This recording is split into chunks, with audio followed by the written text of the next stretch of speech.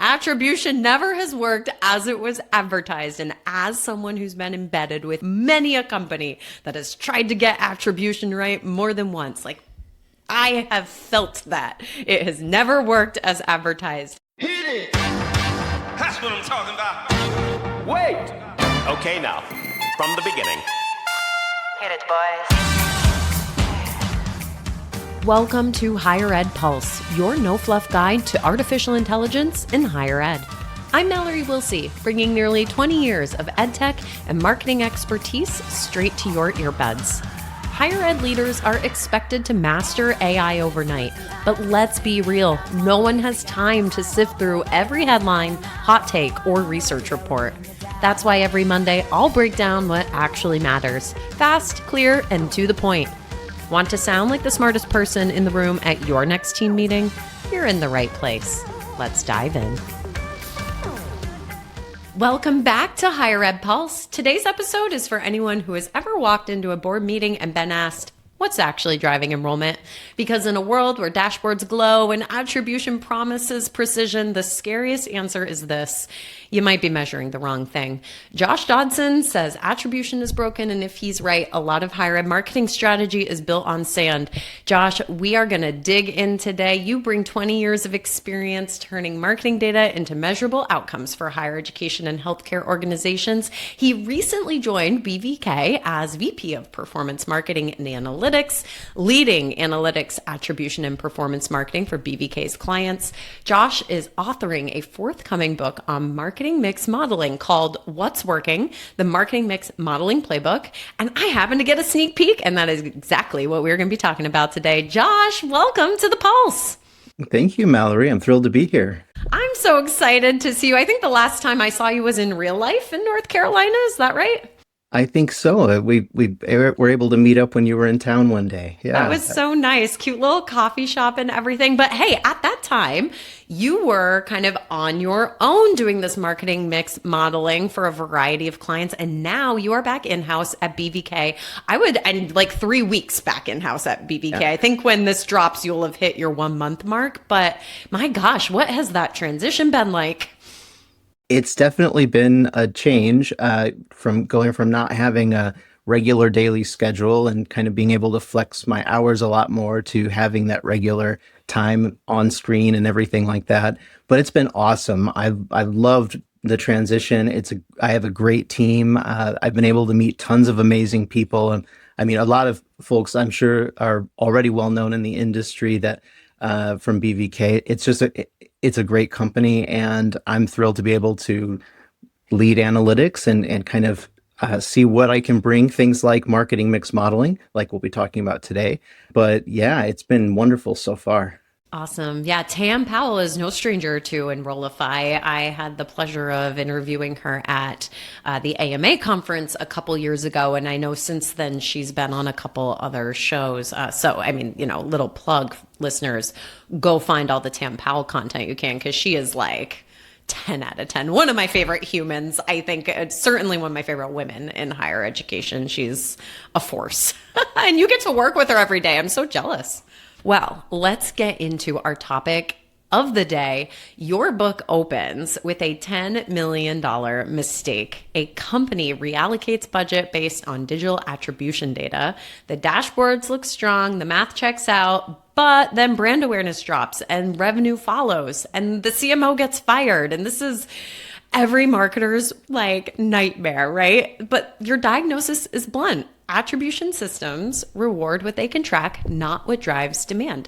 With privacy regulations, iOS changes, and cookie collapse, user-level tracking is unstable, and this illusion of precision is gone. Josh, in your book, you argue that marketing mix modeling, or MMM for short, listeners, you'll hear us say that throughout the convo today. You argue that MMM is experiencing a renaissance because it works at the aggregate level. It looks at patterns across channels over time and measures contribution over clicks. And it forces leaders to ask bigger questions like what investments are going to move the whole system. For higher ed, I think there's some real structural implications here. We know recruitment cycles span 18 to 24 months, and so many influence enrollment, families, counselors, aid packages, et cetera, et cetera. Traditional digital metrics rarely capture that full arc, and Josh actually dedicates an entire chapter in his book to higher ed and nonprofit MMM, outlining what models can and can't solve. So this is not a book about math, which I was grateful for as I was looking through it. It's not a book about math. I don't want to scare anyone off, but it is a book about executive decision-making, and especially decision-making under uncertainty. And man, who has not experienced that, especially in the last few years? So, and in this moment where AI is rewriting how we measure and optimize, these questions just feel even more urgent. So Josh, I'm going to stop talking because you do open with that $10 million mistake, and I got to know more about it. As a reader, it drew me in immediately, but why did you start there? And what did that story represent for you about how marketing leaders are making decisions today? Yeah, the dashboards were perfect, but the business was failing. It's kind of like you said, it's the nightmare of a lot of marketers you're making decisions based on the data that you have, but it might not be the best data, and it's almost definitely not the complete picture. And so being able to show people what reality can look like in those circumstances, this is a situation like all of the stories in the book. They're composite examples that I've pulled from real life, but changed a little bit just to protect the innocent. There he is. Yep. And so, this kind of thing happens regularly. I would say in higher ed, it's not happened quite as frequently, but in e-commerce and other industries, it's something that has been happening for a while. You mentioned the kind of renaissance of marketing mix modeling, and that's because it came out in the 60s. It's been around for a while, but it was one of those things that Fortune 100 companies were sort of the only ones that could afford to do this sort of thing. It requires building lots of models and things like that. And so it's been exciting because it's been much more inexpensive. The average practitioner, someone, if you have a data person on your team or a programmer, a Python programmer on your team, can easily implement a model. It's gotten a lot easier. And so the Renaissance makes a lot of sense with those issues like you're pointing out. But one thing I do want to just quickly define, just to make sure that everyone is super clear on what marketing mix modeling is basically a statistical method that measures how different marketing outcomes like TV, digital events, out of home contribute to outcomes like enrollment. And so it takes a step back from what you would typically see with multi-touch attribution, last click, those sorts of things. It takes a step back to look at it from a higher perspective, a higher point of view, and can really provide some insights on things like incrementality that you can't get otherwise very easily.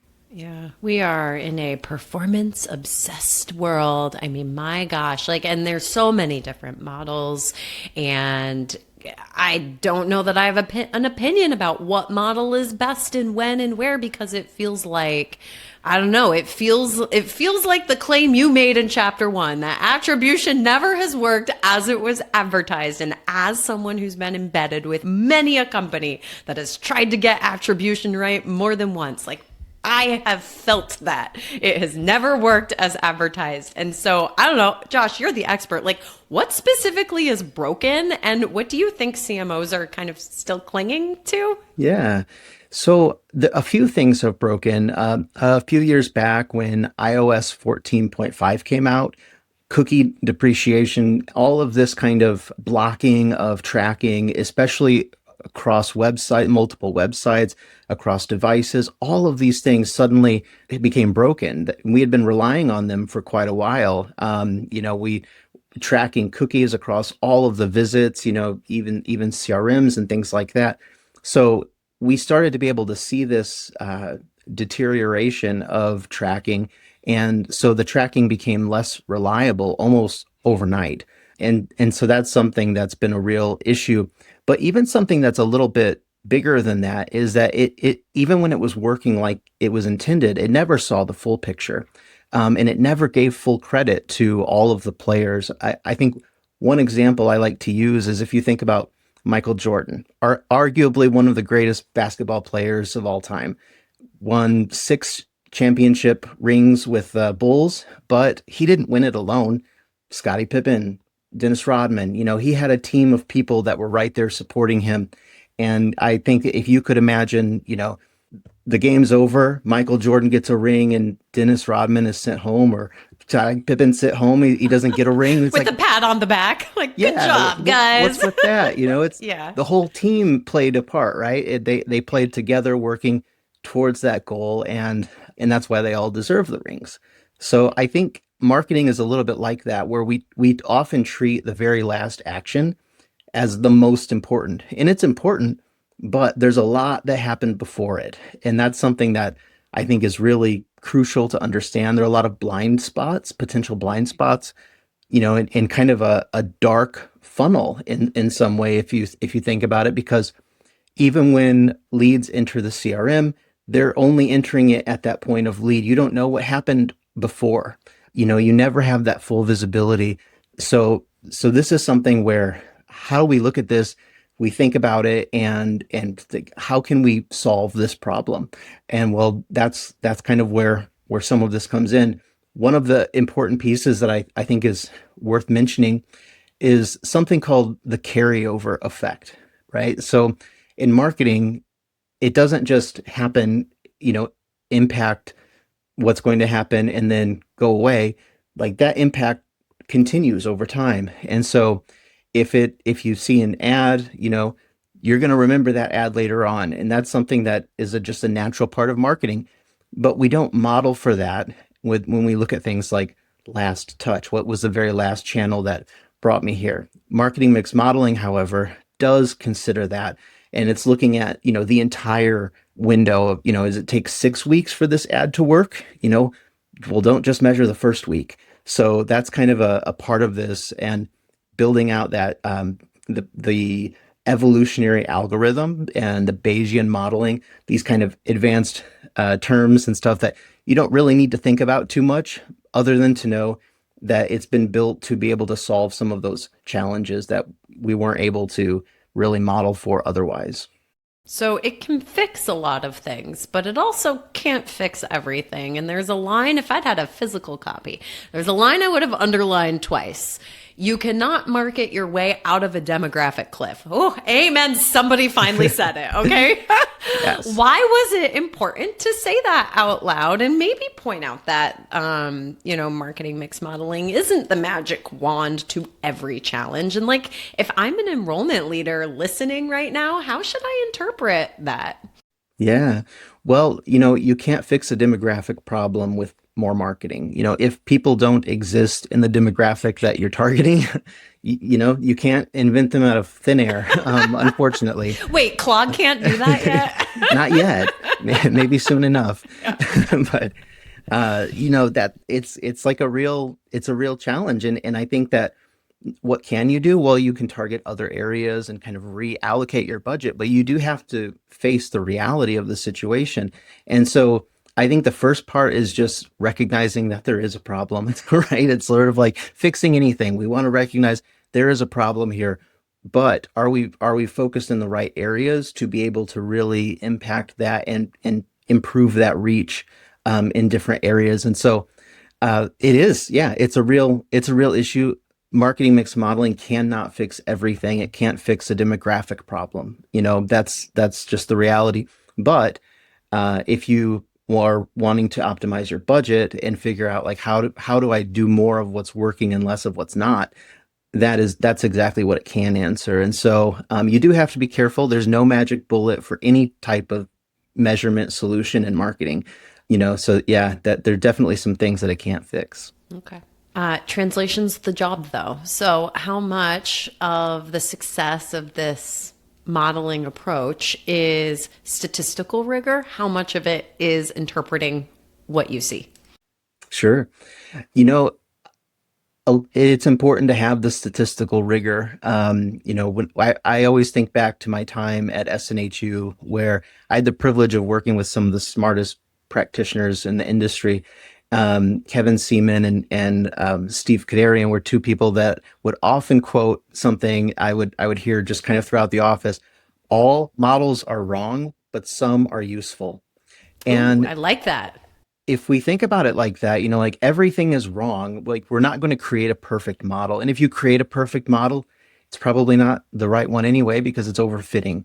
And so when you're thinking about it like that, the real question is it useful? Can we make decisions based on it? And I think so much of that goes back to the practical implementation, making sure that it's not just a PDF that sits on someone's desktop and waits there and nothing happens, which is a very real possibility. That happens a lot, and we can sometimes see with consulting. You want to make sure that it's actionable. That's the important piece. The statistics are important. That has to be part of it. But at the end of the day, it has to be translated into something that's actionable and you're consistently making work for you. Yeah. Yeah. If, like you said, like if it's just living in a PDF, like on your desktop, well, you might as well not have even done it in the first Right. place. There's no difference between Exactly. it being an unusable doc on your desktop and literally not having it. So, what are your tips for making it usable? So you have to have institutional buy-in. And that doesn't mean like everyone in the institution, but everyone that's around you, you need to be able to sell them into it. One I've heard it, be referred to as, inviting them into the tent with you, helping them to see the relevance of this. And that's not easy to do. That requires a little more than statistical rigor, a little politics even sometimes, but helping them to see like we're going to be able to make better decisions. At the end of the day, we're all going to be able to do a better job because we're going to have better data and we can see what's happening.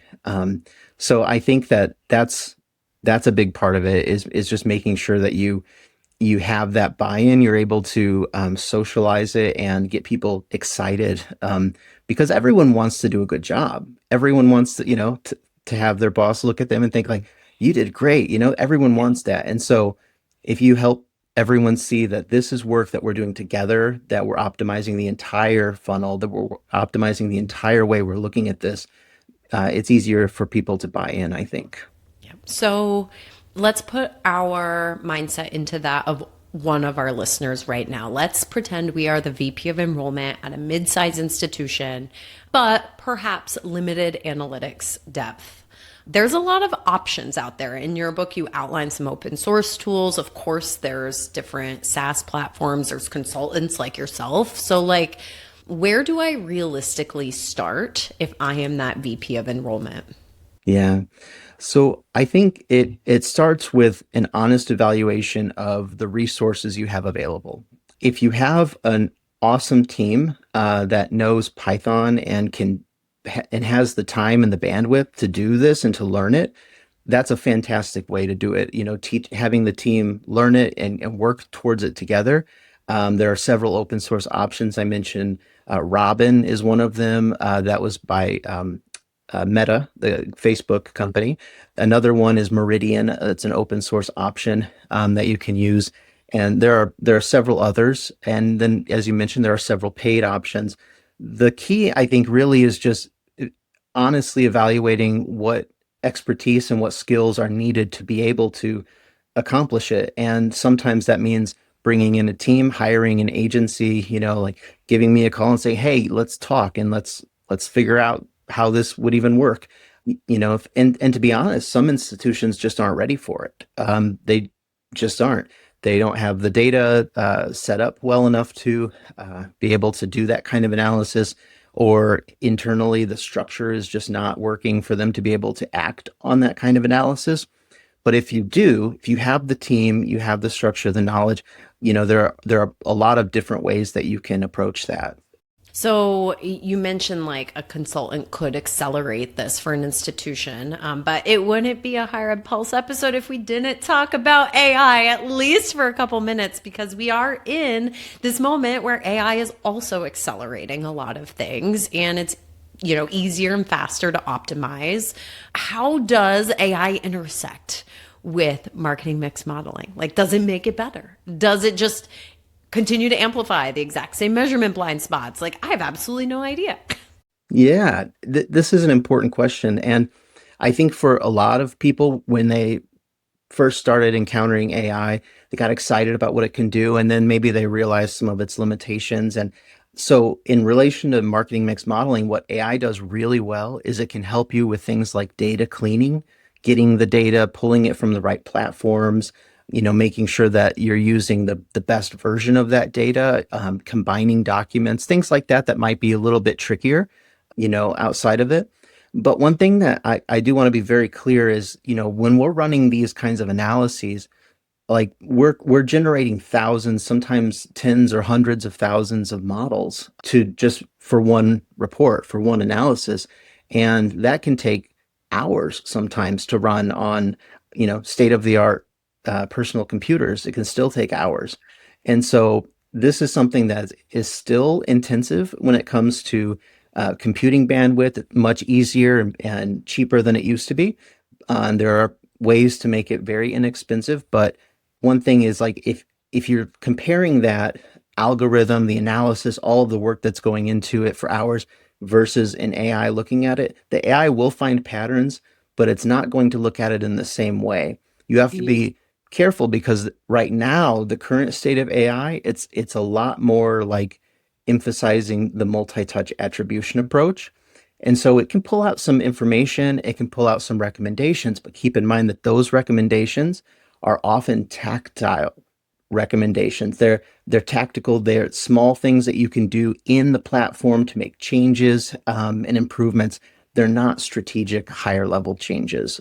So you just have to be careful, know what the limits are.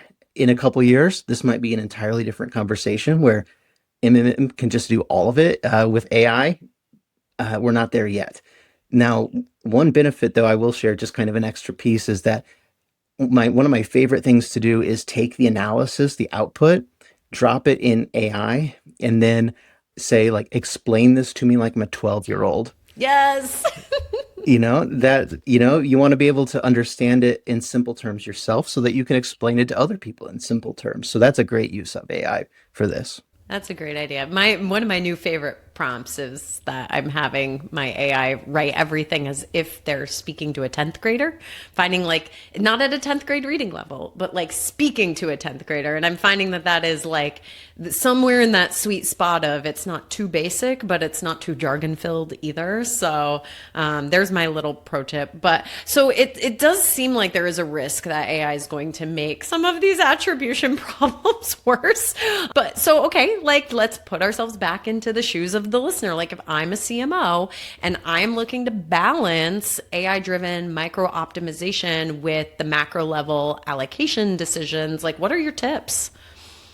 Yeah. So there are a few different things that you can do and ways that you can look at it.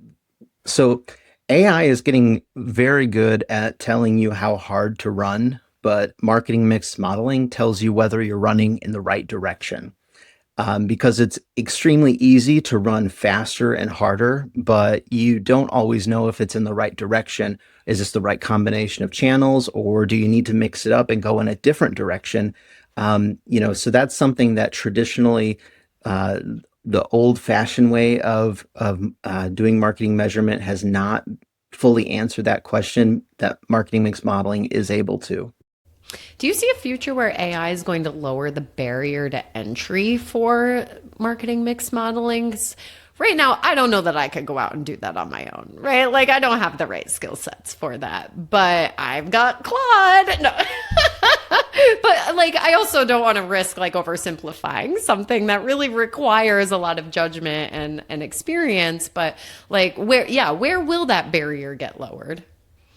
And I think you really hit the nail on the head when you said that it requires the judgment and the experience.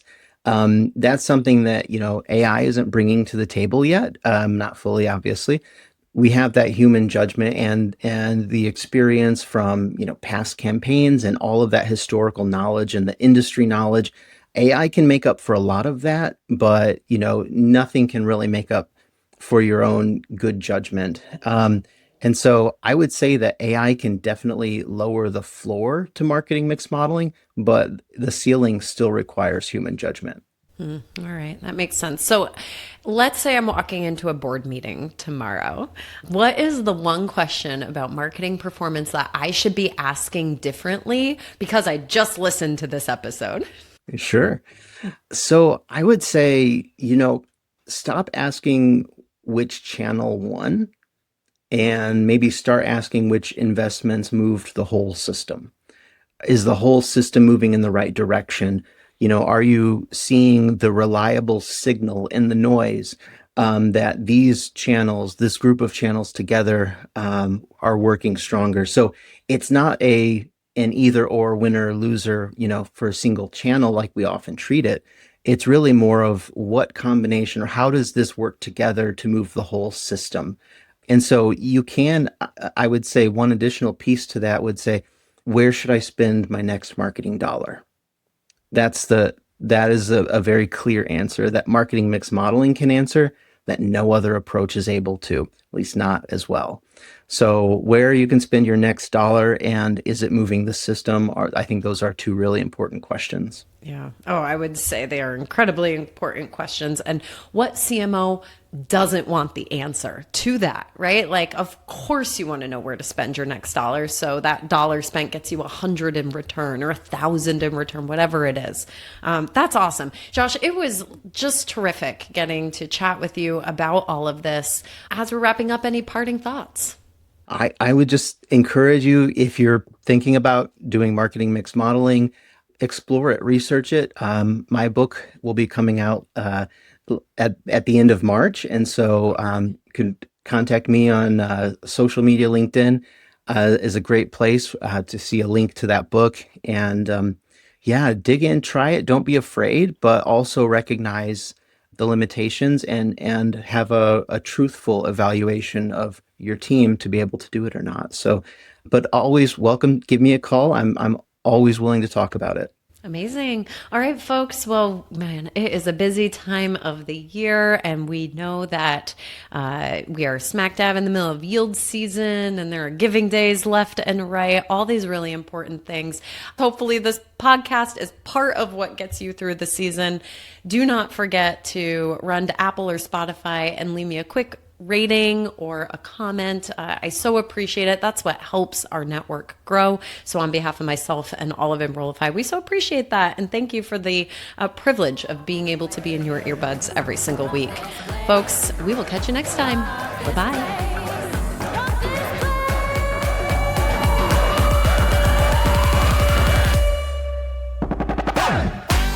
Thanks for listening to the Higher Ed Pulse. The show is a proud member of the Enrollify Network, home to Higher Ed's largest collection of podcasts. Enrollify is where higher ed goes to grow, so be sure to check out our other podcasts, webinars, video clips, blogs, and more. Visit enrollify.org and subscribe for all the latest details and content drops directly to your inbox. Enrollify is brought to you by Element 451, the digital workforce platform for higher ed. Learn more at element451.com.